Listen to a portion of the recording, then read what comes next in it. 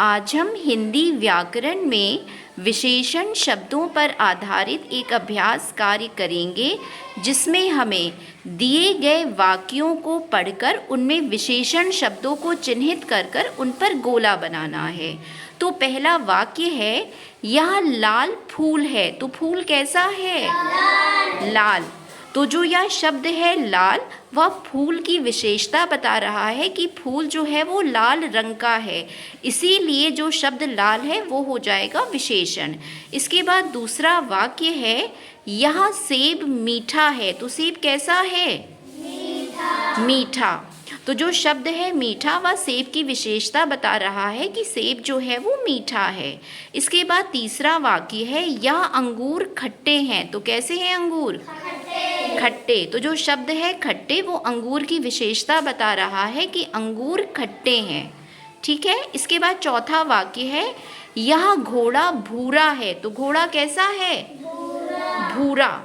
तो देखिए जो भूरा शब्द है वो घोड़े की विशेषता बता रहा है कि जो घोड़ा है वो भूरे रंग का है, तो इसीलिए जो भूरा होगा वो विशेषण हो जाएगा। तो देखिए हमने जितने भी शब्द चिन्हित करे हैं वो दिए गए शब्दों की विशेषता बता रहे हैं कि फूल लाल है, सेब मीठा है, अंगूर खट्टे हैं, घोड़ा भूरा है।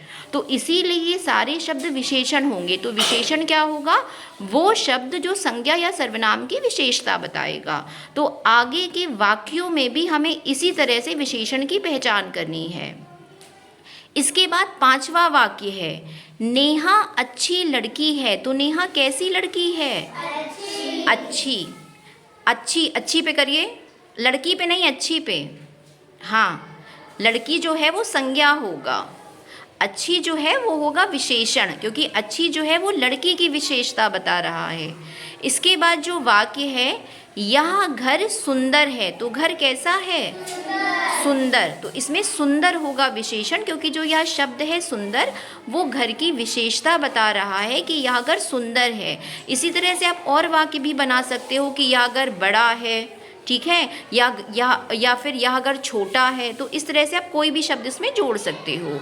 इसके बाद जो वाक्य है, यह आम मीठा है। तो आम कैसा है? मीठा। ठीक है। तो जो यह शब्द है मीठा वह आम की विशेषता बता रहा है कि आम मीठा है।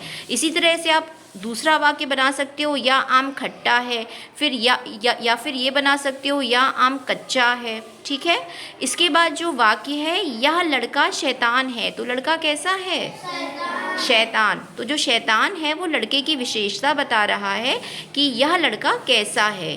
इसी तरह से आप दूसरा वाक्य भी बना सकते हो कि यह लड़का अच्छा है।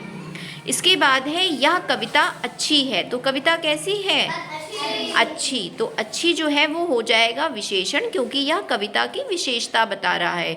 और देखिए विशेषता किसी भी तरह से हो सकती है, गुण में हो सकती है, अवगुण में हो सकती है, मात्रा में हो सकती है, संख्या में भी हो सकती है। तो देखिए इसके बाद का जो वाक्य है वो संख्या में ही है।